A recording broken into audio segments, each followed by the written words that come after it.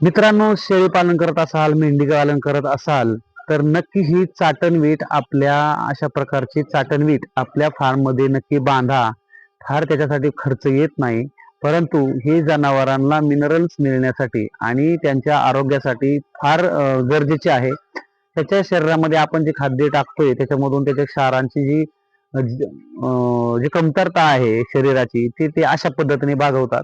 बघा, आता तुम्ही बघू शकता किती आवडीने, म्हणजे अगदी शरीराची, आपण लहान मुलं कसं माती, दगड किंवा खडू अशा गोष्टी चघळताना दिसतात त्यांच्या शरीरामध्ये काही मिनरल्स कमी पडले तर, त्याच पद्धतीने जनावर सुद्धा माती, खडे खाऊ शकतात किंवा त्यांच्या तोंडात जाऊ शकतो, त्याच्यामुळे पोटामध्ये जंत वाढतात.